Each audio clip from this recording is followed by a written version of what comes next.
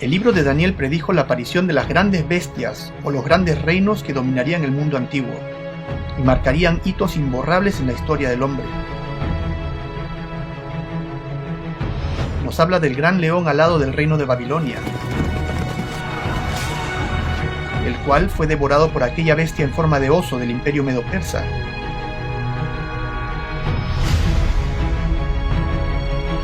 Quien a su vez fue vencido por el leopardo de 4 cabezas del reino de Grecia, a través del gran conquistador Alejandro el Grande. Pero el relato bíblico aún nos habla de una bestia final, una cuarta nación que no solo conquistaría al leopardo de Grecia en tiempos antiguos, sino que se convertiría en un poder invencible y poderosísimo, una bestia espantosa y terrible que llegaría a devorar a toda la tierra. Y también nos habla de su líder, un enigmático y oscuro personaje que comanda a esta poderosa nación.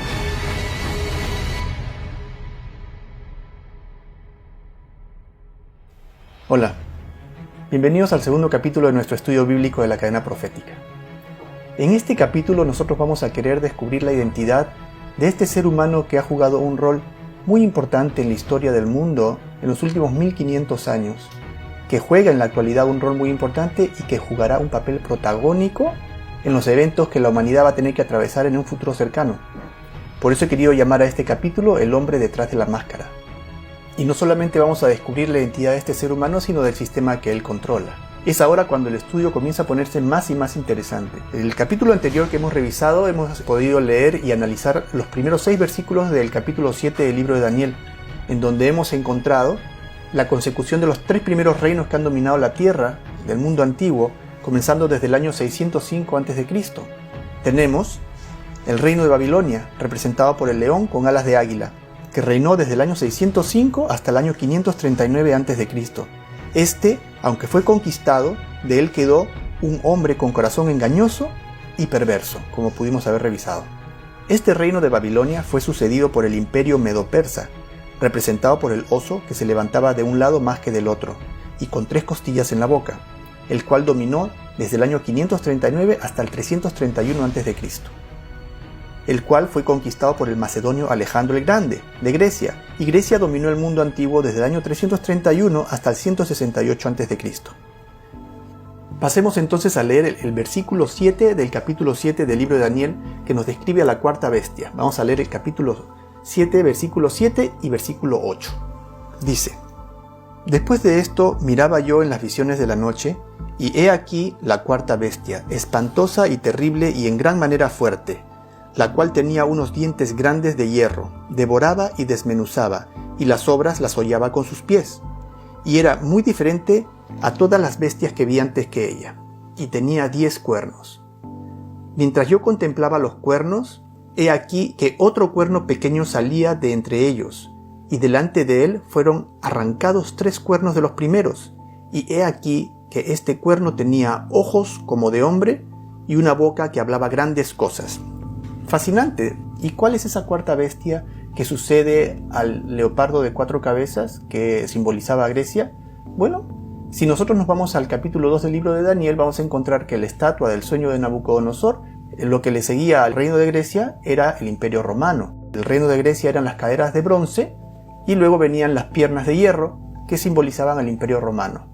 Obviamente, si nos vamos a la historia, vamos a encontrar que el imperio que conquistó al reino de Grecia fue el imperio romano, que dominó al mundo antiguo desde el año 168 a.C. hasta el año 476 después de Cristo. Leamos el versículo 23 y 24 del capítulo 7 para saber un poco más sobre esta bestia. Dice: La cuarta bestia será un cuarto reino en la tierra, el cual será diferente de todos los otros reinos, y a toda la tierra devorará, trillará y despedazará. Y los 10 cuernos significan que de aquel reino se levantarán 10 reyes, y tras ellos se levantará otro, el cual será diferente de los primeros, y a 3 reyes derribará. Bueno, vamos ahora a desmenuzar toda la información que hemos recibido y vamos a descubrir de quién se trata. ¿Cuál es esta cuarta bestia? Ya la sabemos, es el imperio romano. ¿Qué son estos 10 cuernos que según dice son 10 reyes o reinos? ¿Y cuál es este cuerno final que aparece después de estos 10 y que derriba a 3 de los primeros 10 reinos que surgieron de este imperio romano. Entonces, como podemos corroborar, tenemos, primero existe la cuarta bestia. Luego, los 10 cuernos son 10 reyes que surgirán de esta bestia. Entonces, esta bestia ha existido, este reino, este imperio ha existido primero monolítico, sin cuernos. Porque si estos 10 reinos o reyes surgen de la bestia, significa que en algún momento en el tiempo han surgido. Eso nos hace pensar de que antes de que ellos surgieran, la bestia no tenía cuernos. Entonces tenemos 3 fases. Primero tenemos la fase de la bestia sin cuernos, Roma imperial monolítica. Luego tenemos la fase de la bestia con 10 cuernos, que es cuando de esta bestia salen 10 reinos. Y luego tenemos una fase final, que es cuando surge un reino posterior que derriba a 3 de los primeros reinos. Y si leemos en los versículos 19 a 21 dice: entonces tuve deseo de saber la verdad acerca de la cuarta bestia, que era tan diferente de todas las otras, espantosa en gran manera, y tenía dientes de hierro y uñas de bronce. De eso vamos a hablar también. Que devoraba y desmenuzaba y las obras las hollaba con sus pies. Asimismo, acerca de los 10 cuernos que tenía en su cabeza, y del otro que le había salido, delante del cual habían caído 3. Y este mismo, el otro, el último, cuerno, tenía ojos y boca, y hablaba grandes cosas, y parecía más grande que sus compañeros. Esta es la historia, esta es la trama de la historia. Tenemos la cuarta bestia, que es fuerte, políticamente la más fuerte de todas. En una parte dice que es una bestia que, bueno, sabemos que corresponde a las piernas de hierro de la estatua del sueño de Nabucodonosor, pero acá también dice que esta bestia tiene los dientes de hierro y uñas de bronce. Interesantísimo, ¿por qué? Porque eso nos da una mejor imagen de lo que era el Imperio Romano. El Imperio Romano era un imperio que, si bien políticamente conquistó Grecia, culturalmente fue conquistado por Grecia, porque los romanos y el mundo antiguo en realidad admiraban a Grecia. Eran conocidos por ser lo más refinado, el lenguaje de ellos era el más refinado. Ellos estaban siempre buscando sabiduría y también su arte era admirado. Entonces, cuando el Imperio Romano conquistó Grecia, en realidad absorbió a Grecia, sin embargo fue absorbido por la cultura griega. Por eso es que existe esta figura de lo que es la cultura grecorromana, porque es una fusión entre Roma y Grecia. Entonces esta bestia, esta cuarta bestia, tiene dientes de hierro y uñas de bronce, porque el bronce representa las caderas de la estatua del sueño de Nabucodonosor, que representa a Grecia, ¿no? Es una manera majestuosa en la cual la Biblia describe a la bestia, la cuarta bestia, que es el Imperio Romano, que tenía una gran influencia de Grecia. Entonces tenemos la misma secuencia de la estatua en el sueño de Nabucodonosor, que se repite en el capítulo 7 del libro de Daniel, pero esta vez en bestias, ¿no? Donde la cabeza de oro es el león con alas de águila, que es Babilonia, el pecho y brazos de plata, que es el oso con 3 costillas en la boca, que es el Imperio Medo-Persa, las caderas de bronce, que es el leopardo de 4 cabezas, que es Grecia, y las piernas de hierro, que corresponden al Imperio Romano, y los dedos de los pies corresponden a los 10 cuernos que surgieron después, ¿no? Que son las naciones que surgieron a raíz de la caída del Imperio Romano. Sin embargo, como lo describe el capítulo 7 del libro de Daniel, esta bestia, aunque cambia, se mantiene hasta el día del fin, porque lo podemos corroborar en el versículo 21 y 22, donde dice: veía yo que este cuerno hacía guerra contra los santos y los vencía. ¿Hasta cuándo? Hasta que vino el anciano de días y se dio juicio a los santos del Altísimo. Eso es hasta el final de los tiempos, ¿no? Entonces tenemos que Roma no se acaba. Roma muta, cambia, pero se mantiene. Vamos a ver qué características tiene el cuerno pequeño que nos pueda ayudar a identificarlo y saber de quién se trata. Este cuerno pequeño es una nación, es un reino, pero también es una persona. El capítulo 7, versículo 8 dice: y he aquí que este cuerno tenía ojos como de hombre y una boca que hablaba grandes cosas. aquí nos está queriendo describir al sistema, a la nación, al reino y también a su líder, ¿no? Cuando leamos el capítulo 13 del libro de Revelación, vamos a ver que esas grandes cosas son blasfemias contra Dios. Sigamos.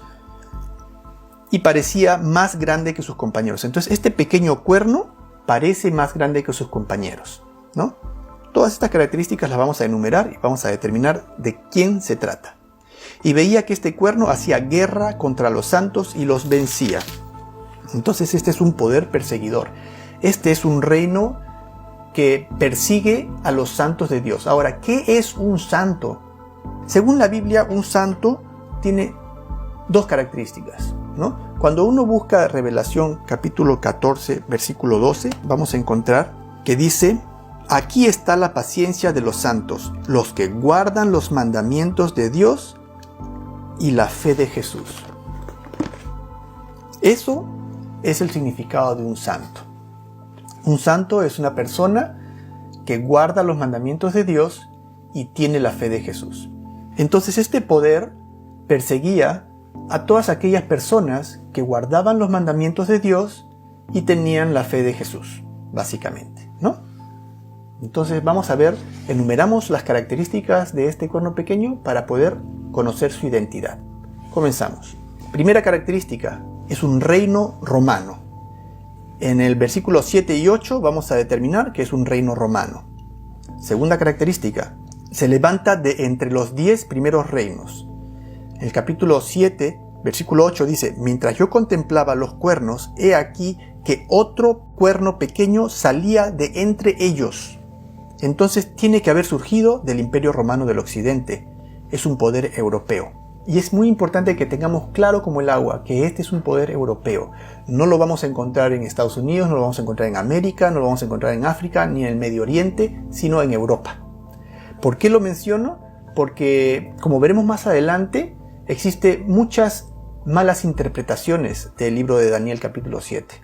Y esta es una de ellas, en donde se le asigna la identidad al cuerno pequeño fuera de Europa, ¿no? Entonces, segunda característica, es un poder que surge de entre los 10 primeros reinos. Es un poder europeo. Tercera característica, es un reino pequeño, pero parece más grande que los otros reinos. En el versículo 20 dice: y parecía más grande que sus compañeros. Es un poder que se hace más fuerte que cualquiera de los otros reinos. Muy bien. Cuarta característica, se levanta después del establecimiento de los 10 reinos. Porque dice en el versículo 24: y tras ellos se levantará otro. Entonces asume su posición de poder luego del año 476 después de Cristo, que es cuando cae el Imperio Romano del Occidente. Es cuando se forman estos 10 primeros reinos, producto de la caída del Imperio Romano, y posterior a eso es que nace este cuerno pequeño, que se levanta este cuerno pequeño. ¿Y cuáles son estos 10 reinos de los cuales habla la profecía? ¿Cuáles son estos 10 cuernos? Estos son los anglosajones, que actualmente son el país de Inglaterra, los alamani, que ahora es el país de Alemania, los francos, que es el país de Francia, los burgundios, que son la actual Suiza, los suevos, la actual Portugal, los visigodos, la actual España, los lombardos, y luego están los vándalos, los ostrogodos y los herulos. Estas 3 tribus o 3 naciones existieron en algún momento, pero ya no existen.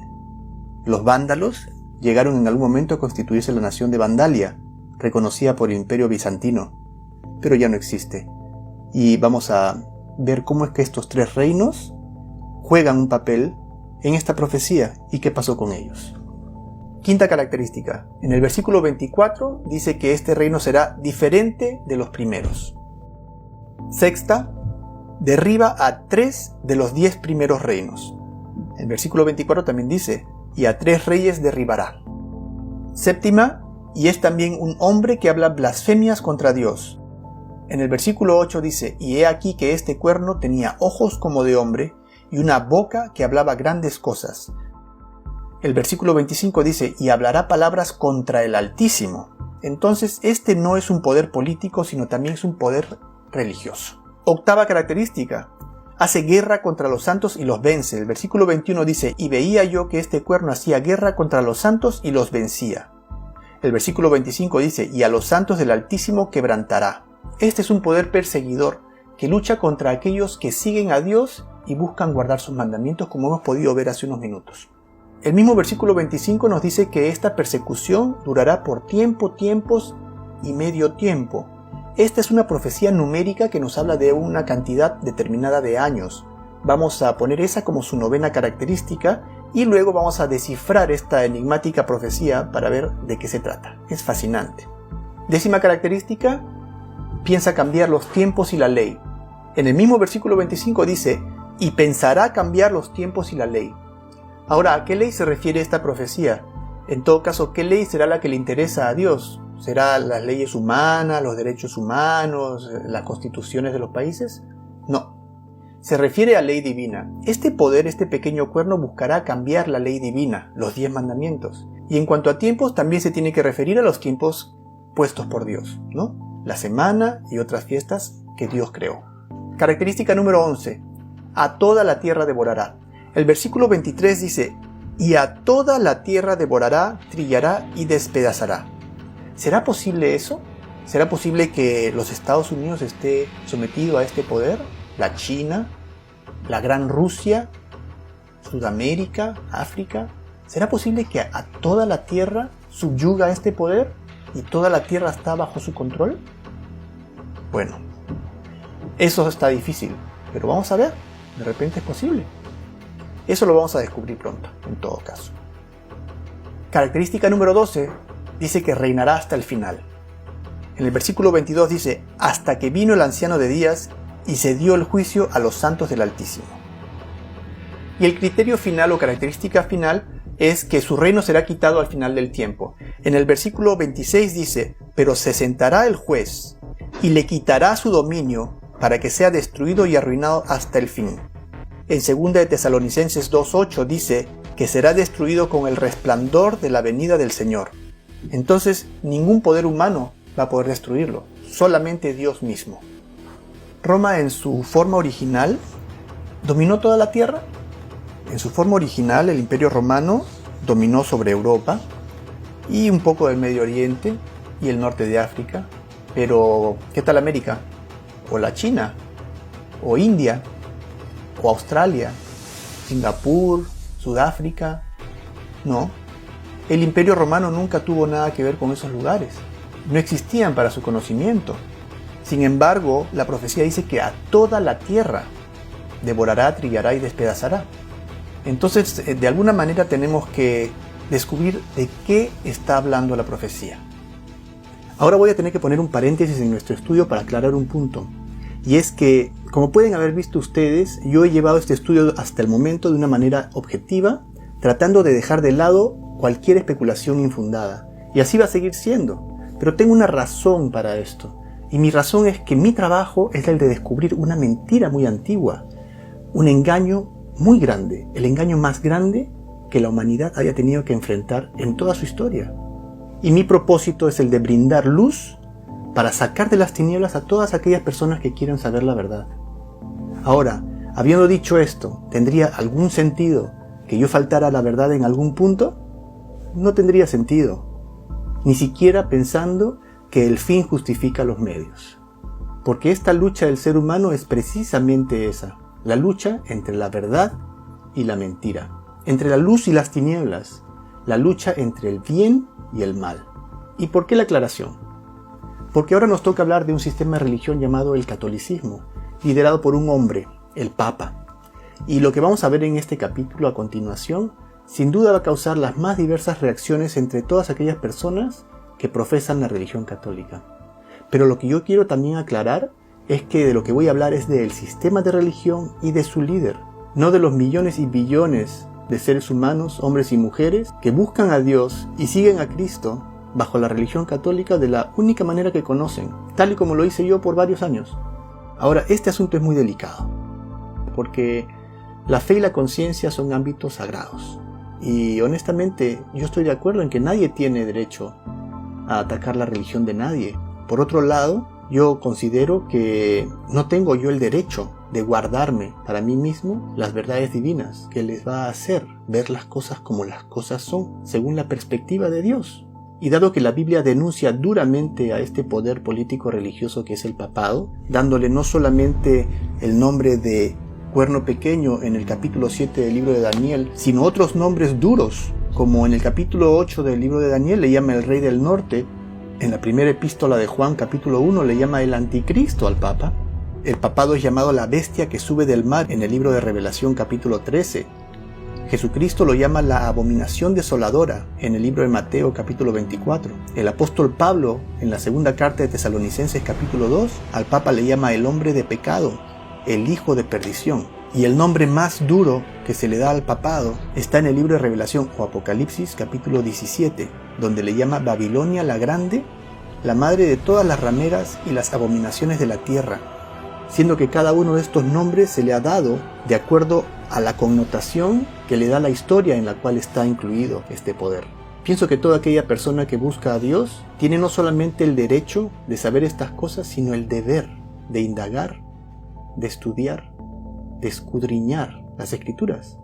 Porque en cuestión de cristianismo, seamos católicos o protestantes de cualquier denominación, tenemos que estar de acuerdo en que las Santas Escrituras tienen la última palabra, ¿cierto? Entonces, sin más que decir, vamos a comenzar por establecer que categóricamente el cuerno pequeño del libro de Daniel capítulo 7 es el papado. Sin embargo, yo no voy a esperar que tomen mi palabra. Nosotros habíamos enumerado sus características. Vamos a revisarla una por una y vamos a ver, de acuerdo a lo que la Biblia dice, de acuerdo a lo que los hechos históricos corroboran, si es que en efecto se aplican al papado. Comencemos por la característica número 1. Este poder, este reino, es un reino romano, es un poder político romano. Veamos si es cierto. El papado en realidad se llama Iglesia Católica Apostólica Romana. Su ubicación geográfica es en la Ciudad del Vaticano, en Roma. Su idioma oficial es el latín. Es la única nación del mundo que mantiene el lenguaje de la Roma imperial. Todas las encíclicas, el nombre encíclica se refiere a las cartas que emite el Vaticano que deben ser distribuidas al mundo entero, son en latín. Luego son traducidas a cada idioma de cada nación, sin embargo son emitidas en latín. El sistema de numeración que utilizan es romano. La arquitectura obviamente es romana y tienen un sistema de gobierno heredado del Imperio Romano. ¿Un sistema de gobierno heredado del Imperio Romano? ¿Cómo así? Veamos lo que nos tiene que decir el cardenal Malaquías Martín acerca de eso, en su libro que se llama The Decline and Fall of the Roman Church. Este es un cardenal hablando. Vamos a ver qué es lo que nos dice. Para el año 440, cuando el antiguo título romano Pontifex Maximus, o Sumo Pontífice en español, fue asumido por León I, el Papa fue el gobernante efectivo no solo de Roma, sino de numerosos territorios. En tan solo 3 siglos, la Iglesia romana había transformado la organización administrativa del Imperio Romano en un sistema eclesiástico de obispados, diócesis, monasterios, colonias, guarniciones, escuelas, bibliotecas, centros administrativos, emisarios, representantes, cortes de justicia y un sistema criminal de leyes intrincadas bajo el control directo del Papa. Los nuevos senadores eran los cardenales, los obispos que vivían en Roma, y los sacerdotes y diáconos ayudaron al Papa a administrar este nuevo imperio. Interesante. Escuchemos también las palabras del historiador Adolf von Harnack en su libro ¿Qué es el cristianismo? O What is Christianity? Dice: de esta manera, la Iglesia romana se empujó en secreto al lugar del Imperio Romano, del cual es la verdadera continuación. El imperio no ha perecido, sino que solo ha sufrido una transformación. Todavía gobierna todas las naciones. Sus papas gobiernan como Trajano y Marcos Aurelio. Pedro y Pablo han tomado el lugar de Rómulo y Remo. Los obispos y arzobispos de los procónsules. Las tropas de sacerdotes y monjes corresponden a las legiones, y los jesuitas a la armada imperial. Es una creación política e imponente como un imperio mundial, porque es la continuación del Imperio Romano. El Papa, que se llama a sí mismo rey y sumo pontífice, es el sucesor de César. Fascinante. Entonces no solamente vamos a concluir que el papado es romano, sino que es la única nación enteramente romana en existencia en el mundo entero. Más romano no puede ser. Punto número 1, completamente satisfecho. Vámonos al punto número 2, que en realidad es un tema mucho más fácil de corroborar porque es puramente geográfico, ¿no? Dice que el cuerno pequeño se levanta de entre las 10 primeras naciones, de entre los 10 primeros reinos. Pues los 10 primeros reinos son los reinos europeos y el papado está ubicado en la ciudad de Roma. Se encuentra situado entre los 10 primeros reinos que surgieron, luego de la caída del Imperio Romano. Tercera característica, es un reino pequeño pero parece más grande que los otros reinos. Primero veamos si es un reino pequeño. Leamos lo que dice la Enciclopedia Británica. La geografía de la ciudad del Vaticano es única debido a la posición del país como un enclave urbano sin salida al mar de Roma, Italia, con un área de 0.44 kilómetros cuadrados. Es el estado independiente más pequeño del mundo. La ciudad del Vaticano alberga la Santa Sede. La Santa Sede es el nombre dado al gobierno de la Iglesia Católica Romana y se extiende a los católicos de todo el mundo, que se estableció como un estado independiente para permitir al Papa ejercer su autoridad universal. Interesante porque aquí está diciendo que es un reino pequeño, es el más pequeño del mundo, es una nación independiente en realidad, y al mismo tiempo dice que es la sede de la Iglesia Católica que tiene autoridad universal, ¿no? Entonces es muy pequeño, pero parece más grande que sus compañeros. El texto dice que será más poderoso que los otros reyes. ¿Los reyes de Europa se doblegaron frente al papado? Sí, a veces sí, algunas pocas veces no, pero cuando no se doblegaban, eventualmente tuvieron que hacerlo. Me gusta el ejemplo de Enrique IV, que es en verdad muy gráfico. Enrique IV, emperador de Alemania, en el año 1074 tuvo la osadía de querer cambiar las cosas que había ordenado el Papa. En esa época, el Papa, supuestamente como representante de Cristo, investía a los obispos. Un obispo de esa época no estaba simplemente a cargo de su iglesia. Un obispo era un cargo político-religioso que estaba a cargo de las ciudades y los pueblos en toda Europa. El obispo era el equivalente al alcalde, podríamos decir, o el gobernador de los pueblos. Los obispos eran investidos por el Papa y entonces eran gobernados por el Papa. El emperador Enrique IV quería cambiar esa situación. Él quería ser quien investía a los obispos de tal manera que él fuese quien gobernara a los obispos. Al fin y al cabo, él era el emperador de Alemania. Entonces él se opuso al Papa Gregorio VII. ¿Qué pasó? El Papa Gregorio VII lo excomulgó. Entonces el rey Enrique IV perdió su reino inmediatamente. Nadie quería saber de él. Llegó al punto, el pobre emperador tuvo que irse caminando descalzo desde su sede hasta la casa del Papa. Y lo hizo descalzo y con su esposa y con sus hijos en señal de humildad y de penitencia. Y tuvo que pasar 3 días en medio del crudo invierno en la puerta de la residencia del Papa, descalzo, esperando el indulto, el perdón del Papa. Vamos a ver qué es lo que dice Henrietta Marshall en su libro The History of Germany, la historia de Alemania. Dice así: entonces el Papa cedió, las puertas se abrieron, y el rey arrepentido se arrojó llorando a los pies de Gregorio. Llantos y sollozos estallaron en la multitud, e incluso los ojos del severo Papa se apagaron con lágrimas. Henry Grattan Guinness, en su libro Romanismo y la Reforma, escribe en 1887: en el año 1500 no existía nación libre en Europa. Todas estaban sujetas al gobierno tiránico de Roma. Ahora, para ese entonces 1887, la mitad de Europa y América están libres de ese intolerable yugo. En el libro papal Los más sagrados concilios, tomo 13, Roma dice: definimos que la Santa Sede Apostólica y el Pontífice Romano tienen la primacía sobre ¿cuánto del mundo? El mundo entero. ¿Será posible eso? ¿Será posible que Roma está en control del mundo entero? ¿Se puede creer eso? ¿Qué piensan ustedes? Bueno, sigamos el estudio, donde más adelante vamos a revisar el tema de las sociedades secretas. Y bueno, vamos a ver si es cierto o no. El vicario del Hijo de Dios encarnado, sumo sacerdote ungido y gobernante temporal supremo, el Papa, se sentó en su tribunal imparcialmente para juzgar entre nación y nación, entre pueblo y príncipe, entre soberano y súbdito. Eso es lo que escribe Henry Edward Manning en su libro El poder temporal del vicario de Jesucristo. Entonces, dijeron ellos que están en control de todos los otros reinos, ¿sí o no? Sí, lo dicen sus propios cardenales. El libro Keys of This Blood, o en español Las llaves de esta sangre, titula El Papa Juan Pablo II versus Rusia y el Occidente por el control del nuevo orden mundial, escrito por Malaquías Martín, profesor pontificio de la Universidad Gregoriana en Roma misma. Lo dice él, no yo. Todo el poder temporal es suyo. El dominio, la jurisdicción y el gobierno de toda la tierra es su derecho divino. Todos los gobernantes de la tierra son sus súbditos y deben someterse a él. Concilio de Trento.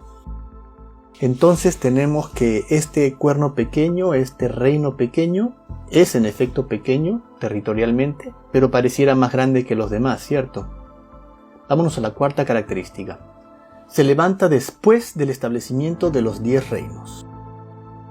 La caída del Imperio Romano en el año 476 permitió la migración de las tribus bárbaras del norte de Europa, así como el establecimiento de otras regiones como los primeros 10 reinos, 7 de los cuales hasta hoy constituyen la actual Europa. Para ese entonces el cristianismo era dirigido por las 5 grandes sedes de Roma, Antioquía, Jerusalén, Constantinopla y Alejandría. Esto fue hasta el año 534, cuando el emperador bizantino Justiniano emitió un decreto que otorgaba al obispo de Roma el liderazgo sobre todas las otras iglesias como definidor de doctrina y como corrector de herejías.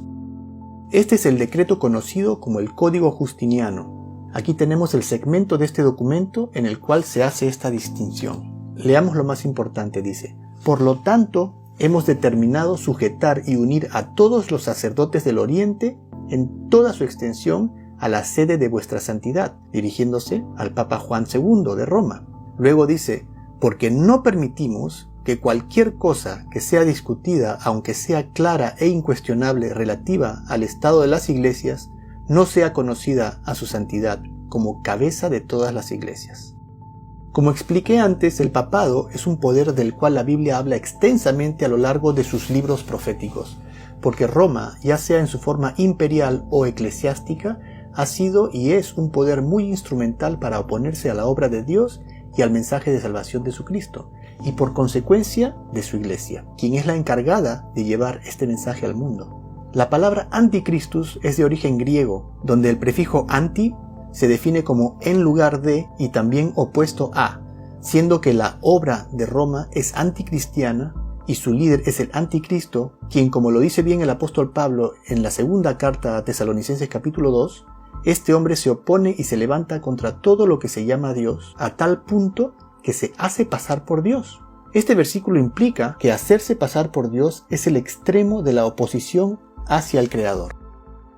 Démosle un vistazo a la referencia que hace el apóstol Pablo al hombre de pecado en 2 Tesalonicenses capítulo 2, versículo 1 al 10. Pablo describe cuándo este poder anticristo va a surgir. Dice: pero con respecto a la venida de nuestro Señor Jesucristo y nuestra reunión con Él, os rogamos, hermanos, que no os dejéis mover fácilmente de vuestro modo de pensar, ni os conturbéis, ni por espíritu, ni por palabra, ni por carta como si fuera nuestra, en el sentido de que el día del Señor está cerca.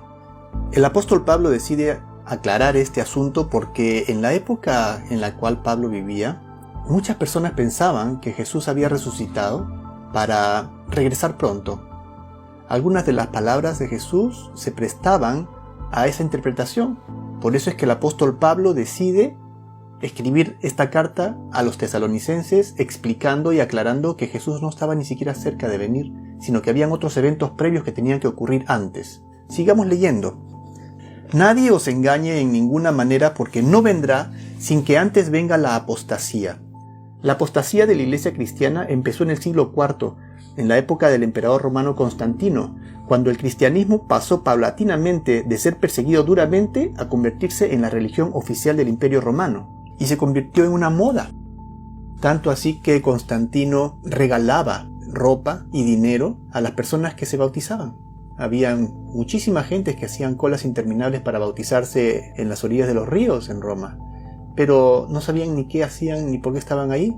Simplemente les regalaban ropa nueva y les regalaban plata, dinero. Entonces eso se constituyó en lo que se llama la apostasía. Entonces dice el texto: nadie os engañe de ninguna manera, porque no vendrá sin que antes venga la apostasía. Entonces primero la iglesia va a caer en apostasía y se manifieste el hombre de pecado, el hijo de perdición.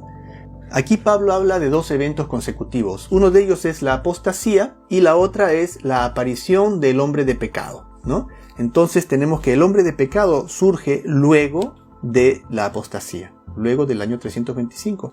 Pablo continúa diciendo en el versículo 5: ¿no os acordáis que cuando yo estaba todavía con vosotros os decía esto? Y ahora vosotros sabéis lo que lo detiene, a fin de que a su debido tiempo se manifieste. Aquí Pablo afirma haberles dado detalles a la iglesia primitiva acerca del poder que detiene al surgimiento del hombre de pecado, porque ya está en acción el misterio de iniquidad, solo que hay quien al presente lo detiene, hasta que él sea quitado de en medio. Entonces hay otro poder que está impidiendo el surgimiento de este cuerno pequeño, y Pablo les había dicho lo que era. ¿No os acordáis que cuando yo estaba con vosotros os decía esto? Pero Pablo no especifica aquí. Entonces se manifestará aquel inicuo, a quien el Señor matará con el espíritu de su boca y destruirá con el resplandor de su venida.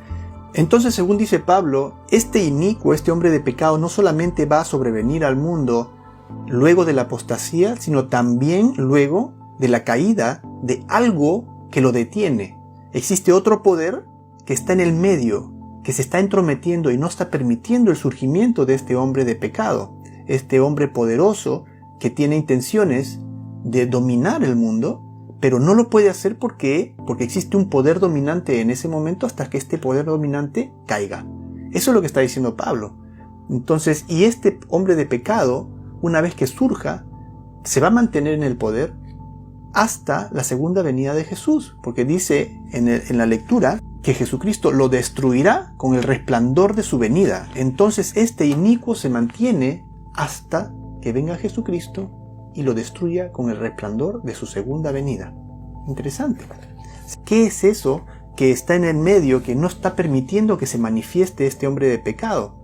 Pablo no lo especifica, no dice qué es, pero nos da idea de que le explicó a la iglesia primitiva en persona de qué se trataba. Ahora, ¿por qué habla así Pablo? ¿Por qué no especifica por escrito? ¿Qué es lo que la iglesia primitiva recibió de su boca que él no pudo decírselo por escrito, sino se lo tuvo que decir en persona y de alguna manera habla en clave? Vamos a ver qué es lo que la iglesia primitiva sabía. Vamos a leer lo que dice el padre de la iglesia Tertuliano en su libro La resurrección de la carne. Es un apologista cristiano del año 200 después de Cristo, que dice con respecto al pasaje de 2 Tesalonicenses. Dice: solo que hay alguien que al presente lo detiene hasta que él sea quitado de en medio. Está parafraseando el versículo mismo del apóstol Pablo. Y dice él: ¿qué obstáculo puede ser más que el Estado romano, cuya caída y posterior dispersión en 10 reinos introducirá al anticristo de entre sus propias ruinas? Entonces esto es lo que los padres de la iglesia pensaban, que una vez que caiga el Estado romano, el anticristo se levantaría. Ahora, ¿está esto de acuerdo con el capítulo 7 del libro de Daniel? Absolutamente. Cuando Roma es dividido en 10, el anticristo se levanta. Esto es lo que los padres de la iglesia primitiva creían, lo que el apóstol Pablo les había dicho en persona. Aquí tenemos a otro padre de la iglesia primitiva, Juan Crisóstomo, en su libro Homilía acerca de la segunda carta de Tesalonicenses capítulo 2. Él era obispo de Constantinopla en el año 390 y dice: solo hay uno que lo refrena ahora, hasta que sea quitado del camino. Es cuando el imperio romano es quitado del camino, entonces él, anticristo, vendrá. Otro padre de la iglesia primitiva, San Ireneo de León, discípulo del apóstol Juan, en su tratado contra herejías escribe con respecto a la aparición del hombre de pecado: Juan y Daniel han predicho la disolución y desolación del imperio romano, y concerniendo los 10 reinos que luego deben surgir, en quienes el imperio romano que ahora domina la tierra será partido, déjalos entonces esperar, en primer lugar, la división del reino en 10, luego, en un siguiente paso, cuando estos reyes estén reinando y empezando a poner sus asuntos en orden y a posicionar sus reinos, y aquel que venga reclamando el reino para sí mismo y aterrorice a aquellos hombres de los cuales hemos hablado, y cuyo nombre contenga el mencionado número, es verdaderamente la abominación desoladora. Creía lo mismo. Ahora, ¿por qué tuvo Pablo que hablar de esta manera? ¿No le hubiera sido más sencillo decir, cuando el imperio romano caiga, luego se manifestará el hombre de pecado? ¿Por qué tiene que hablar en clave? Veamos lo que dice el profesor Ron Thompson. Pablo no identificó por escrito al poder restrictivo que ellos sabían que era Roma, por temor a represalias. Recordemos que la iglesia cristiana estaba bajo persecución por Roma. Si Pablo hubiera pronosticado por escrito la caída del imperio romano, se hubiera puesto tanto a sí mismo como a la ya perseguida iglesia cristiana primitiva en serios aprietos. Henry Grattan Guinness, en su libro Romanismo y la Reforma, de 1887, afirma: mientras los césares tenían el poder imperial, era imposible que surgiera el anticristo predicho. Tras la caída de los césares se levantaría. Otro más, Edward B. Elliot, quien escribe en su comentario sobre el libro de Apocalipsis en 1962, dice: tenemos el testimonio consensual de los primeros padres, desde Ireneo, el discípulo de Juan, hasta Crisóstomo y Jerón, en el sentido de que se entendía que era el poder imperial que gobernaba y residía en Roma. Es muy sencillo. Roma cae y luego surge el anticristo. Ahora, los escritos de Pablo y la iglesia primitiva dicen que primero tiene que caer Roma para que surja el anticristo. Daniel capítulo 7 dice que Roma se tiene que dividir en 10 reinos para que surja el anticristo. ¿Qué es lo que dice la propia Iglesia Católica? Leamos lo que tiene que decir Henry Edward Manning, cardenal arzobispo de Westminster, en su libro El poder temporal del vicario de Jesucristo. Y desde esa hora de liberación providencial, cuando por intervención divina las cadenas imperiales cayeron de las manos del sucesor de Pedro, el papado esperó hasta un momento como este, en que Dios rompería su cautiverio en pedazos y se liberaría de la sujeción a los poderes civiles y se instalaría en la posesión de su propia soberanía temporal. Increíble. Pareciera que este cardenal está haciendo un análisis del libro de Segunda de Tesalonicenses del apóstol Pablo, pero no es así. Él está narrando en su libro la historia del nacimiento del papado. Entonces concluiremos que en efecto el papado surge, se levanta luego del establecimiento de los 10 primeros reinos. Ahora, a pesar de toda esta abundante evidencia, actualmente hay 2 teorías acerca de la aparición del anticristo que son enseñadas en todas las iglesias del mundo, casi todas en realidad. Una de ellas es el futurismo de Luis de Alcázar y la otra es el preterismo de Francisco Rivera. ¿Qué enseñan el preterismo y el futurismo? El preterismo dice que el anticristo vino en el pasado, en el tiempo de los griegos. El futurismo dice que vendrá en el futuro, al fin de los tiempos. Y ninguna de estas doctrinas son bíblicas. Estas 2 teorías completamente violan todos los principios de profecía, de Daniel capítulo 7, de Daniel capítulo 8, de todo el libro de Revelación. Sin embargo, son las 2 teorías prevalentes, y prácticamente todo el mundo cristiano adopta o una o la otra. Pero ¿cómo puede ser que nadie haya llegado a la conclusión a la cual hemos llegado nosotros? El libro de Daniel fue escrito hace 2500 años, y la Biblia ha estado disponible para el mundo entero desde la época de la Reforma, en el siglo XVI. ¿Cómo puede ser posible que nadie vea lo que estamos viendo? ¿O será que sí lo vieron? ¿Qué es lo que pensaban los reformadores? Martín Lutero escribió: sé que el Papa es el anticristo y que su asiento es el mismo de Satanás. El papado es una persecución general, por orden del pontífice romano, con el propósito de denigrar y destruir almas. El reformador francés Juan Calvino llamaba también al pontífice romano el anticristo. De la misma manera, el líder de la reforma inglesa John Knox decía que el Papa debe ser reconocido como el anticristo. Estos fueron los fundadores de la reforma, del luteranismo, del calvinismo. Estos fueron los padres de las iglesias que en el presente adoptan ya sea el preterismo o el futurismo de los cuales hemos hablado. Pero entonces, ¿qué ocurrió? ¿Dónde fue que quedaron estas enseñanzas? ¿Cuándo vino ese olvido? Característica número 5. El cuerno pequeño es diferente a los otros reinos. Regresemos a Enciclopedia Británica. Dice: el papado apareció como un reino único, diferente a todos los otros reinos que en su época existían en Europa. Su líder no era un rey, sino un obispo, y desde su fundación Nunca ha tenido un ejército propio. Sin embargo, por más de 1200 años ejerció un dominio indisputado sobre todos los reinos europeos sin excepción. Ahora que sabemos que el Vaticano es en efecto una nación, con un territorio definido y con un rey, el cual no solamente es soberano de su territorio, de su nación, sino también es un líder religioso global, lo cual ha sido desde el año 538 de nuestra era, pues entonces definitivamente este es un reino diferente a lo que nosotros estamos acostumbrados comúnmente a ver como reino. Entonces, característica número 5, califica el papado es un reino diferente. Característica número 6, derriba a 3 de los 10 primeros reinos. Comencemos por el reino de los Herulos. Hacía ya casi un siglo que el Imperio Romano iba camino al colapso. La capital del imperio había dejado de ser Roma desde el año 402, dado que ya esta ciudad era ocupada por los vándalos. El último emperador de Roma, un muchachito llamado Romulus Augustulus, fue removido del trono fácilmente en el año 476 por su general Odovacar, quien a su vez era el líder político de la etnia de los Herulos. Este señor se autocoronó como el rey de Italia. Con el Imperio Romano del Occidente acabado, el obispo de Roma vio la oportunidad de convertirse en el soberano de la península itálica. Así que puso como primera prioridad en su agenda el ver la manera de deshacerse de este rey de segunda. Veamos qué dice la historia. Bajo la instigación del obispo de Roma Gelasius I, el emperador Zeno prometió la península itálica a Teodorico el Grande y a sus ostrogodos, si ellos derrotaban a Odovacar, líder de los Herulos y primer rey de Roma luego de la caída del imperio, lo cual ocurrió en la batalla de Ravenna en marzo del año 493. Este es un extracto del libro Historia de los Ostrogodos, de Thomas Burns. Esta es la historia. Teodorico el Grande era el hijo de Teodomiro. Teodomiro o Teodomir era el líder de los ostrogodos en un pasado, cuando el emperador de Roma del Este era Leo I.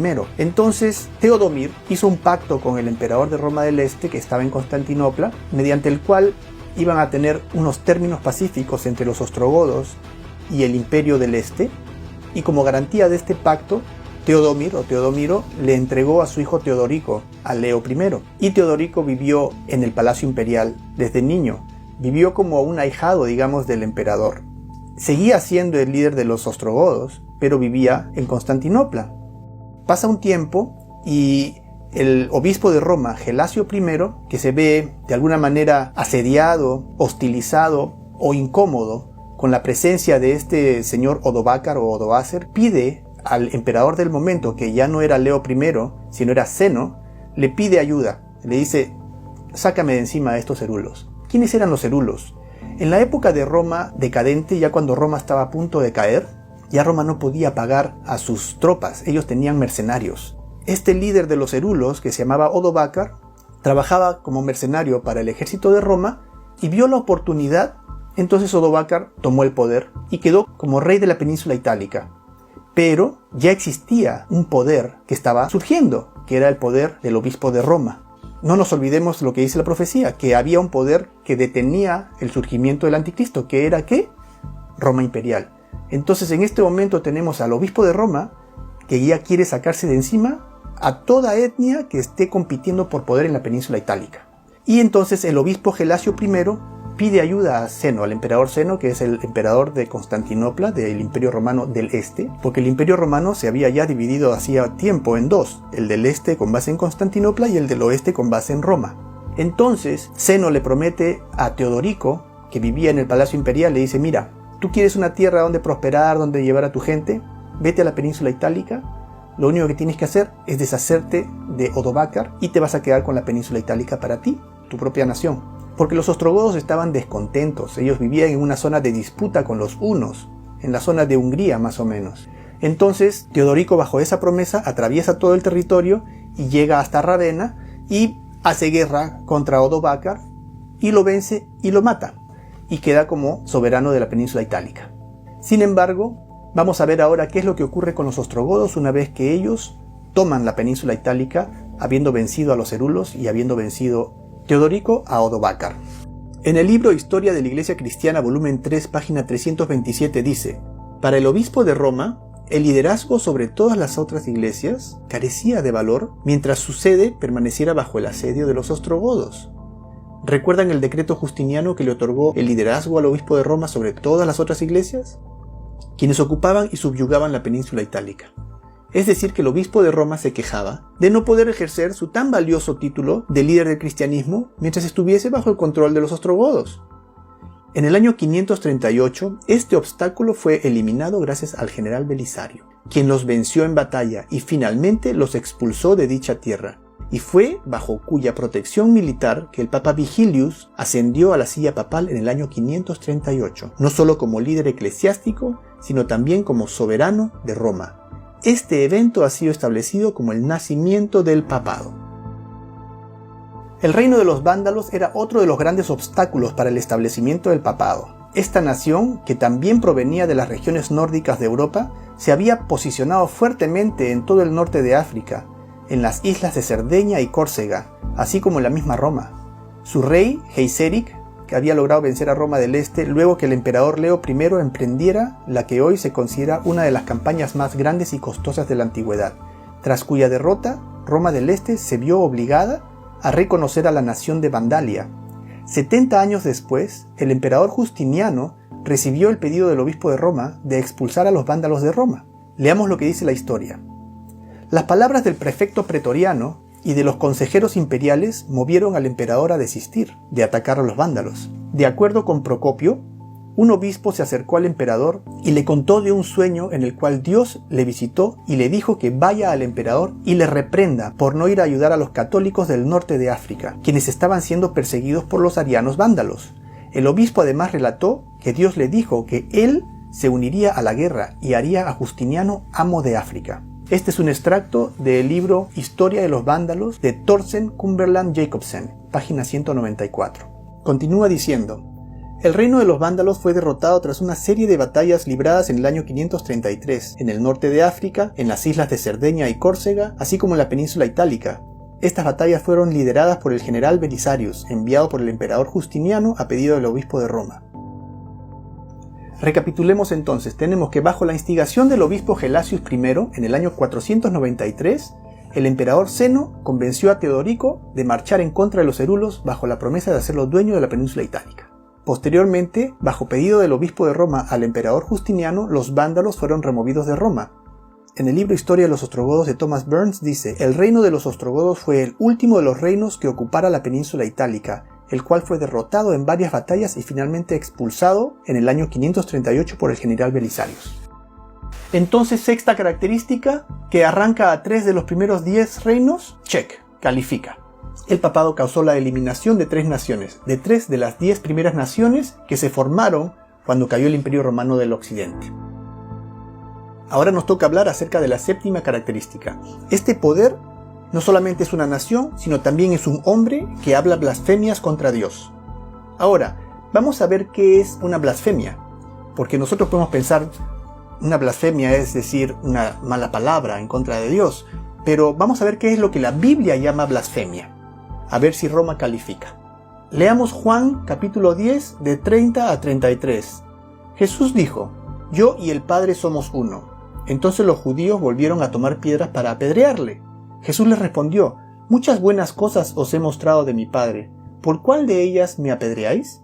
Le respondieron los judíos diciendo: por buena obra no te apedreamos, sino por blasfemia, porque tú, siendo hombre, te haces Dios. Interesante, entonces, una blasfemia es cuando una persona, cuando un hombre, se hace pasar por Dios, se hace llamar Dios, o toma las prerrogativas de la divinidad. Veamos la otra característica. En Marcos capítulo 2 de 5 a 7 dice: al ver Jesús la fe de ellos, dijo al paralítico: hijo, tus pecados te son perdonados. Estaban ahí sentados algunos de los escribas, los cuales cavilaban en sus corazones: ¿por qué habla este así? Blasfemias dice. ¿Quién puede perdonar pecados sino solo Dios? Muy bien, entonces solamente Dios puede perdonar pecados. Y cualquier persona que se dé las prerrogativas de perdonar pecados, entonces está cometiendo una blasfemia. Tenemos las dos definiciones de blasfemia. Una de ellas es hacerse pasar por Dios y la otra es tomarse la libertad o la prerrogativa de perdonar pecados, lo cual es solamente atributo de Dios. Bueno, ¿y qué es lo que dice Roma? Aquí tenemos al cardenal Roberto Bellarmine en su Tratado sobre la autoridad de los concilios, volumen 2, página 266, dice: todos los nombres que en las Escrituras se aplican a Cristo, en virtud de los cuales se establece que Él está sobre la Iglesia, todos estos mismos nombres se aplican al Papa. Entonces, la Iglesia Católica dice que el Papa y Cristo son lo mismo. Vosotros sois sacerdotes por siempre, dice el obispo ordenante, ya no más un hombre, un pecaminoso hijo de Adán, sino un alter Christus, otro Cristo, interesante, en el lugar de Jesucristo. En el lugar de, en griego es anti-Christos, anticristo. Por siempre un sacerdote del Altísimo, con poder sobre el Todopoderoso. Bueno, esto es lo más presuntuoso que se puede decir, que tiene más poder que Dios. El Papa no solamente es el representante de Jesucristo, sino que es Jesucristo mismo oculto bajo un velo de carne. Entonces Roma declara que el Papa está en la posición de Dios. Esto viene del libro de Catholic National de julio de 1895. Sostenemos en esta tierra el lugar de Dios Todopoderoso. Las grandes cartas encíclicas del Papa Leo VIII, con numerales romanos por supuesto. Ahora vale aclarar que declaraciones como esta literalmente abundan en los escritos católicos. Lo que presento solamente es con la finalidad de probar el punto que estamos discutiendo. Si el Redentor descendiera a una iglesia y se sentara en un confesionario para administrar el sacramento de la penitencia, y un sacerdote se sentara en otro confesionario, Jesús diría sobre cada penitente, ego te absolvo, que significa yo te absuelvo, y el sacerdote también diría sobre cada uno de sus penitentes, ego te absolvo, y los penitentes de cada uno serían igualmente absueltos. Esto está en el libro Dignidades y Deberes de los Sacerdotes de el Monseñor Alfonso María de Ligorio. En este mismo libro dice: Dios mismo está obligado a acatar el juicio de sus sacerdotes, y tanto para no perdonar como para perdonar, sea que ellos nieguen u otorguen absolución, la sentencia del sacerdote precede y Dios se suscribe a ella. Bueno, entonces la Iglesia Católica decide quién se salva y quién se pierde.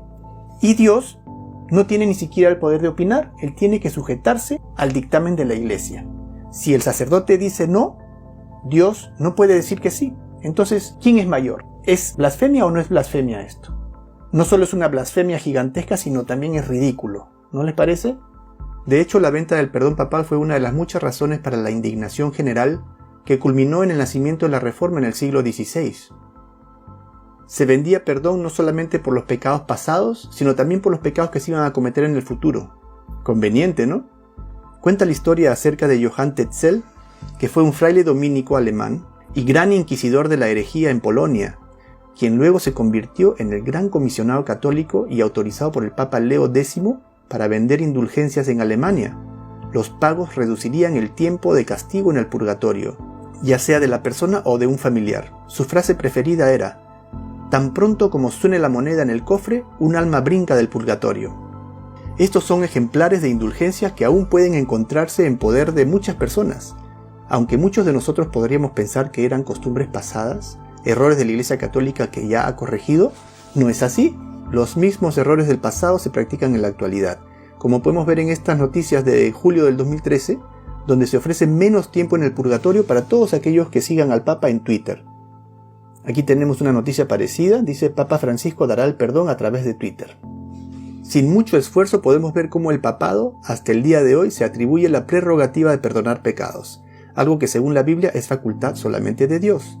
Aquí dice la noticia: perdón de la Iglesia a las mujeres que abortaron, cambio profundo o retoque estético.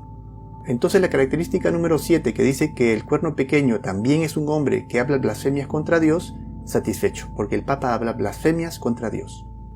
Vayamos a la siguiente característica número 8, que dice: se le permitió hacer guerra contra los santos y vencerlos.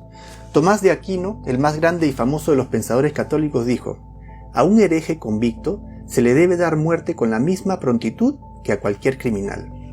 Recuerdo haber escuchado la palabra hereje hace muchos años, cuando visité el Museo de la Inquisición, en el centro de Lima, en Perú. Y en mi visita guiada llegué a conocer acerca de las atrocidades que la Iglesia Católica causó a miles y miles de seres humanos. Y recuerdo que nos decían que eran personas que habían sido muertas por la Santa Inquisición por el pecado de herejía. Yo pensaba que serían brujos o satánicos o algo así, pero no era nada de eso. Eran cristianos que murieron por su fe, seguidores de Cristo que, rechazando las enseñanzas de la Iglesia Católica, fueron asesinados. Muchos de ellos quemados en la hoguera y de muchas otras maneras. Las sedes de la Inquisición en América estaban localizadas en Lima, Perú, Cartagena, Colombia y en México. Tenemos numerosas representaciones de lo que era llamado un auto de fe, que era una ceremonia pública que se realizaba en la Plaza de Armas, donde los herejes eran juzgados y quemados en la hoguera. Y es que aunque el descubrimiento de América trajo un aliento de esperanza para innumerables cristianos europeos que buscaban huir de la tiranía papal, la Iglesia Católica se las arregló para establecerse ni bien América fue descubierta. Y muchos de aquellos desafortunados cristianos europeos que, huyendo de la Inquisición europea, arribaron a tierras americanas, acabaron en manos de la Inquisición americana. Sin embargo, las bulas papales no tenían efecto en las colonias inglesas, gracias a la larga enemistad existente entre la corona inglesa y el papado. Esto causó una masiva migración de cristianos europeos a las tierras de Norteamérica, donde eventualmente se establecería la primera nación cristiana, los Estados Unidos de Norteamérica, donde el papado no tendría el mismo poder. ¿O sí? Acerca de esto vamos a ocuparnos más adelante. Pero ¿cuál es la definición de herejía? La palabra herejía proviene del griego airesis, que significa decisión, decidir por uno mismo lo que creer y practicar. Entonces decidir por uno mismo qué debe uno creer era pecado. ¿Y quién quería decidir por nosotros? Roma debía decidir qué es lo que debían creer, y si no te alineabas, debías ser eliminado. Tomás de Aquino dice en su libro Enseñanzas Morales tomo 1, pero por parte de la Iglesia hay misericordia, en vista de la conversión de los que se equivocan, y por lo tanto ella no condena de inmediato, sino después de la primera y segunda amonestación, como enseña el apóstol. Después de esto, si el hombre todavía es encontrado pertinaz, la Iglesia, que ya no tiene esperanza de su conversión, garantiza la seguridad de otros, cortándolo de la Iglesia por la sentencia de la excomunión, y además lo deja en manos del tribunal secular, para ser exterminado del mundo por la muerte. Ahora, no es el propósito de este estudio el hacer un análisis exhaustivo de las maldades que la Iglesia Católica ha perpetrado a lo largo de la historia. Para eso necesitaríamos un capítulo aparte, donde habría muchísimo pan por rebanar. Sin embargo, lo que sí quiero hacer es establecer claramente la octava característica del cuerno pequeño, donde vemos que en efecto el papado fue un poder perseguidor que persiguió y asesinó a los santos de Dios a lo largo de la historia. Y para llegar a esta conclusión tenemos que valernos de material suficiente. Y en resumen, la lista de atrocidades perpetradas por la Iglesia Católica es en realidad interminable. Tan solo mencionemos algunas, entre ellas tenemos la masacre de San Bartolomé. El 24 de agosto de 1572, al tocar la campana, los hugonotes de Francia fueron asesinados sin misericordia por orden del Papa Gregorio XIII. 70.000 hombres, mujeres y niños perecieron. Los hugonotes eran los profesionales de la época, lo que los franceses llamarían la crema de la sociedad francesa. Ante la noticia de la masacre, el Papa Gregorio XIII y sus cardenales asistieron a una larga procesión hacia la Catedral de San Luis, donde el cardenal de Lorraine cantó el Te Deum y se acuñó una medalla para conmemorar la masacre. Este es el famoso monumento en Sudáfrica, a donde los hugonotes franceses sobrevivientes escaparon luego de la masacre de San Bartolomé, dado que temían migrar a las regiones de América dominadas por la Iglesia Católica, y se representaron a sí mismos como una mujer que es el símbolo de una iglesia, con la Biblia en la mano y las cadenas de Roma rotas. Muchos autores han querido estimar la cantidad de seres humanos asesinados por la Iglesia Católica en los 1260 años en que ella dominó Europa, en el periodo llamado el oscurantismo. Las cifras varían según los autores, pero en todos los casos están en el rango de las decenas de millones de cristianos. A lo largo de estos siglos, numerosos grupos de cristianos fueron perseguidos y cruelmente torturados y aniquilados. Entre estos grupos estaban los husitas, seguidores de Johannes Hus de Bohemia, actual Praga, quien murió quemado en la hoguera por haber traducido la Biblia del latín a su idioma natal. Leamos un fragmento de la carta enviada por el Papa Martín V al rey de Polonia Ladislao II. Sepa que el interés de la Santa Sede y de su corona hacen que sea deber exterminar a los husitas. Recuerde que estas personas impías se atreven a proclamar principios de igualdad, mantienen que todos los cristianos son hermanos y que Dios no ha dado a los hombres privilegiados el derecho de gobernar a las naciones. Sostienen que Cristo vino a la tierra para abolir la esclavitud. Llaman a la gente a la libertad, lo cual significaría el aniquilamiento de reyes y sacerdotes. Por lo tanto, mientras todavía haya tiempo, pongan sus fuerzas en contra de Bohemia, quemen, masacren, hagan desiertos en todas partes, porque nada podría ser más agradable a Dios o más útil para la causa de los reyes que el exterminio de los husitas. Leamos lo que dice Juan Antonio Llorente, secretario de la Inquisición de España desde que fue establecida hasta el reinado de Fernando VII. Tal parece, este señor tuvo una conversión y se dio cuenta del error en el que estaba. Él escribe: fui secretario de la Inquisición en la Corte de Madrid en los años 1789 a 1791. Conocía el establecimiento lo suficientemente bien como para refutarlo. Era vicioso en su origen, constitución y leyes, a pesar de las disculpas que se hayan escrito a su favor. La conducta horrible de este sagrado oficio debilitó el poder y disminuyó la población de España al detener el progreso de las artes, ciencias, la industria y el comercio, y al obligar a multitudes de familias a abandonar el reino, instigando la expulsión de los judíos y moros, y al inmolar en su llameante hoguera a más de 300.000 víctimas. Esto fue escrito por un católico, quien era un inquisidor. Él era el secretario de la Inquisición en España, y escribió varios tomos documentando lo que la Iglesia Católica hizo en la Inquisición. En una época como la que vivimos hoy, no podemos imaginar que el mundo haya vivido por más de 1200 años bajo el terror de la tiranía papal. Pero por más inverosímil que esto parezca, es parte de la historia del mundo. Como dije antes, existe abundante literatura, así como representaciones en óleos y demás de los cristianos que murieron por su fe. En estos grabados no es difícil notar la presencia de la Iglesia Católica, así como la naturaleza de los llamados herejes, que han querido ser representados como lo que eran, hombres y mujeres piadosos y seguidores de Cristo. Solo basta un análisis sencillo a estos grabados para notar qué es lo que realmente está ocurriendo en estas representaciones, que no era ni más ni menos que la persecución de los santos de Dios por el cuerno pequeño. Cuando uno visita uno de estos llamados museos de la Inquisición, se nos muestra los aparatos que fueron utilizados para fines de tortura.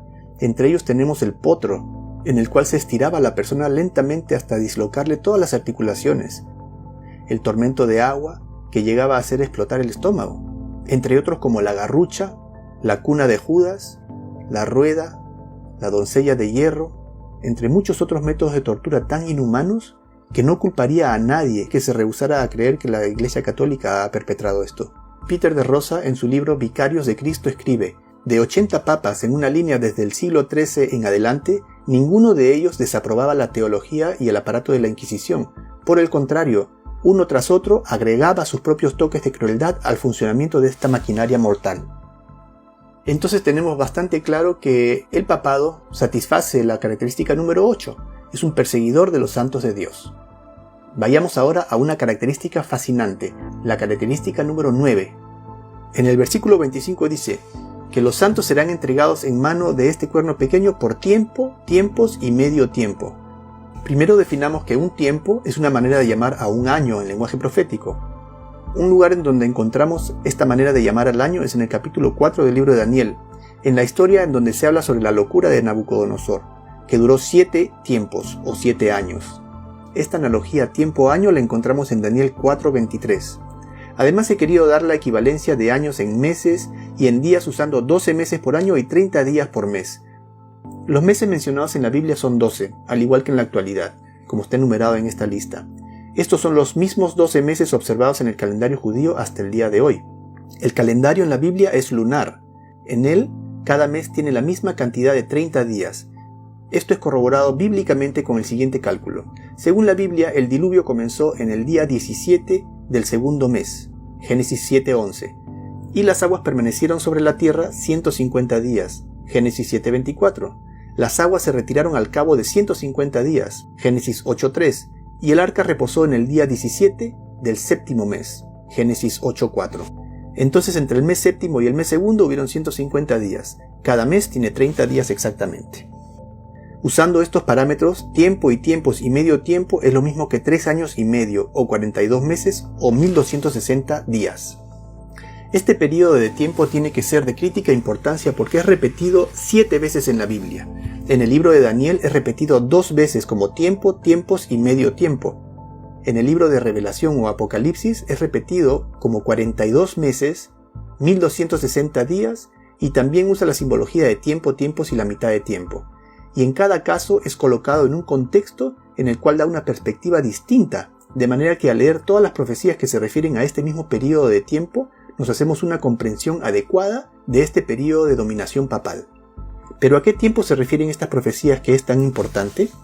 En profecía la Biblia utiliza la simbología un día por un año. Eso es algo ampliamente conocido por todo estudioso de la Biblia, Además, la propia Biblia habla de la representación de un día por un año, como podemos ver en Números 14:34 y Ezequiel 4:6. Entonces, utilizando el principio de un día por un año, podemos decir que el periodo de tiempo durante el cual el cuerno pequeño persiguió a los santos de Dios fue por 1260 años. ¿Qué mejor que una fuente católica para darnos una referencia de cuánto tiempo duró la dominación papal? Veamos qué es lo que nos dice el cardenal arzobispo de Westminster, Henry Edward Manning, en su libro El poder temporal del vicario de Jesucristo, de 1880. Leamos. La conversión del imperio al cristianismo y su posterior remoción, su desvanecimiento hacia el lejano este, liberó al vicario de Jesucristo de sujeción temporal. Y luego, por la acción de la misma providencia, él fue vestido con la prerrogativa de una soberanía local propia y verdadera sobre aquel estado, territorio y gente comprometida con su cambio. Desde aquella hora, que debo mencionar ocurrió hace 1500 años, o para hablar dentro de límites diré que fueron 1200 años, muy anecdótico, pareciera que este señor está haciendo un análisis del libro de Daniel capítulo 7, cuando menciona que este poder apareció hace 1500 años y que su reinado duró 1200 años, muy parecido a los 1260 años de los que habla la profecía en la Biblia.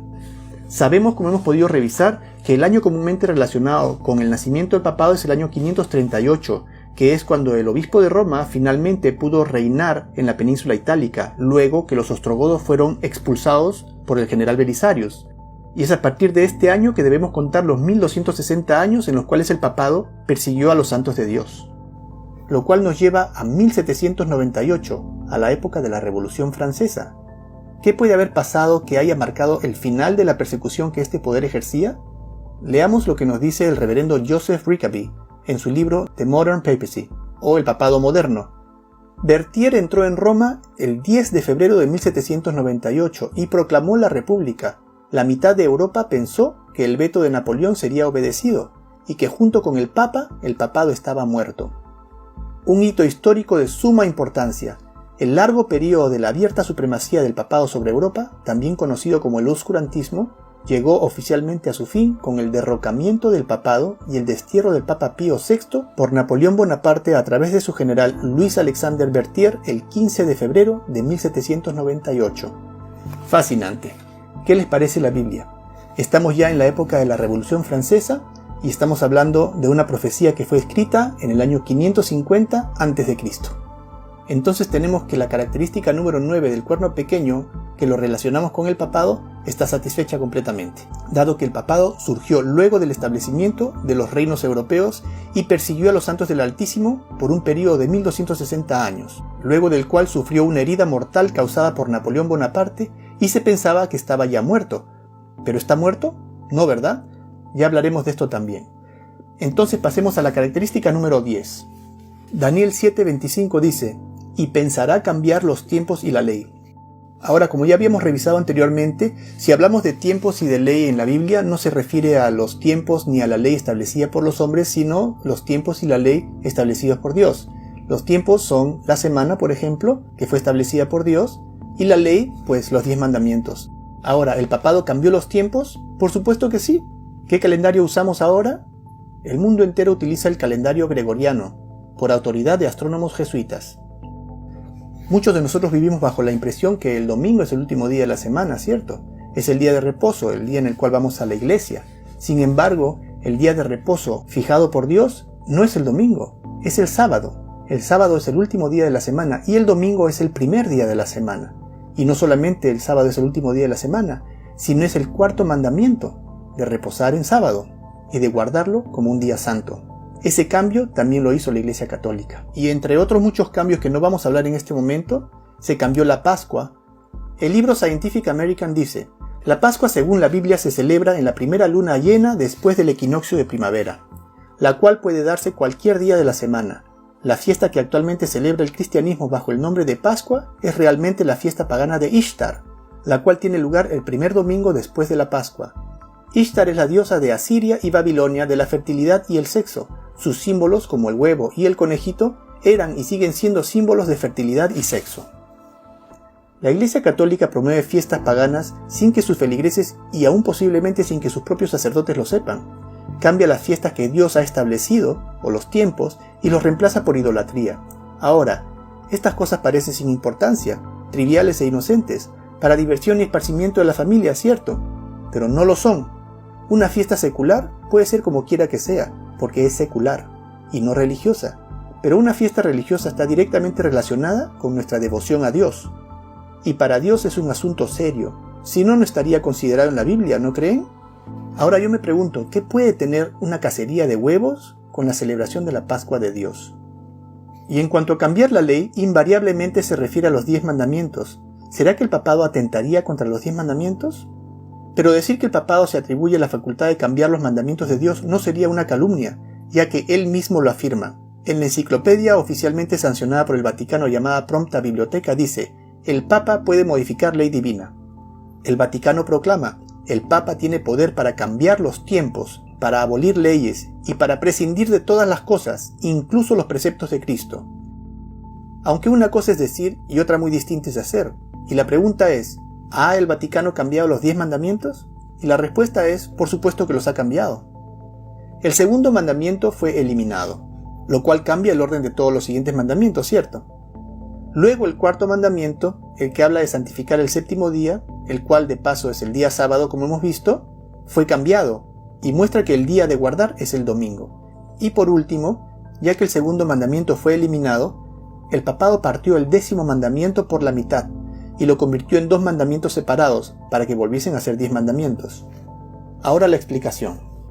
Cuando el emperador Constantino adoptó el cristianismo como religión oficial en el Imperio Romano, el cual estaba plagado de idolatría, introdujo la adoración a imágenes, cambiando el nombre de los dioses paganos por apóstoles, María, José, y creando una larga lista de santos que no era más que la transformación de dioses paganos. Esto es lo que la Biblia llama la apostasía, que precedió a la aparición del hombre de pecado.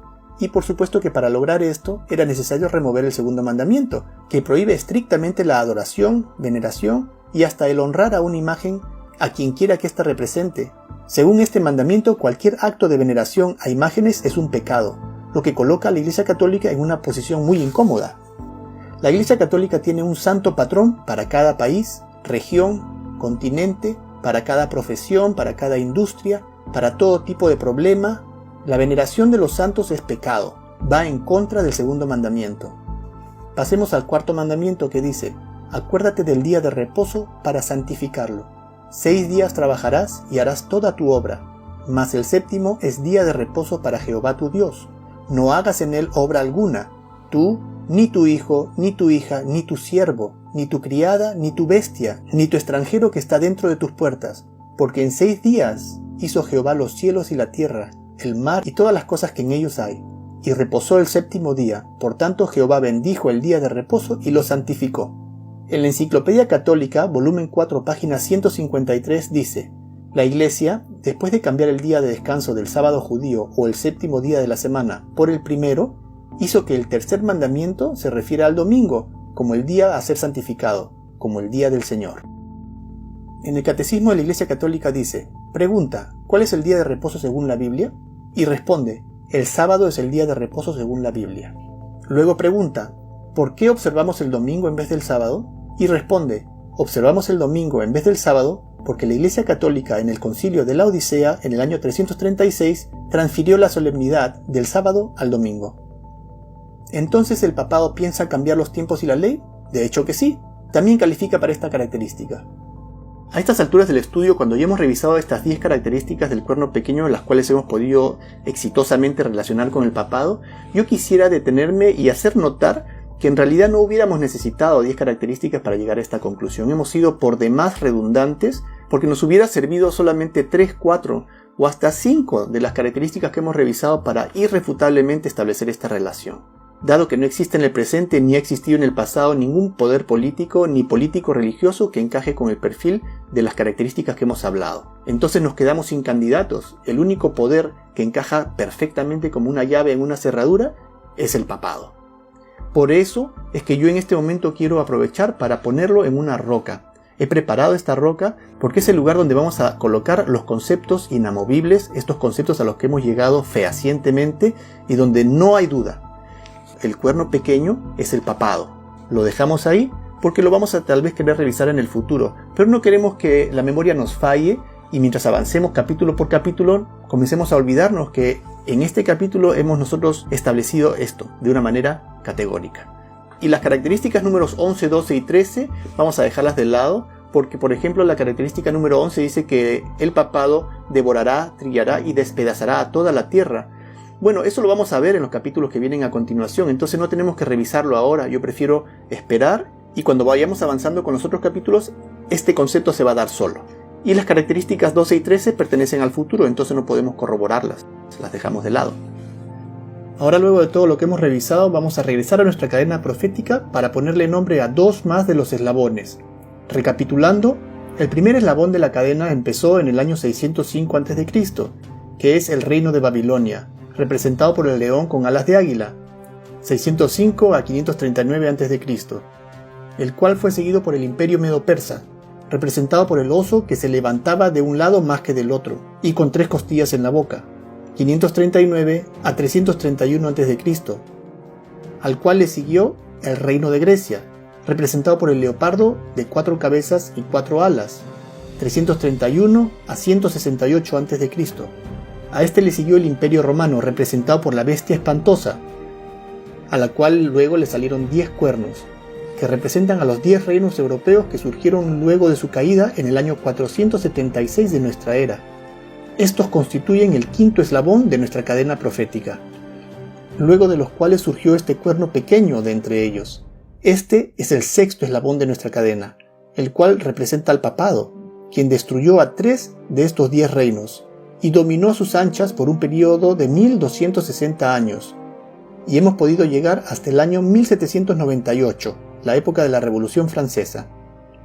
Hemos podido ver cómo el Papa, aunque fue vindicado como aquel hombre de pecado o anticristo del cual habla la Biblia por todos los reformadores en el pasado, ahora ha sabido camuflarse de tal manera que no queda ni huella de aquellas enseñanzas. Es por eso que lo llamamos el hombre detrás de la máscara, aunque su identidad y su origen están inmersos en un misterio mucho más profundo del que hemos revisado hasta ahora, de lo cual hablaremos en el próximo capítulo.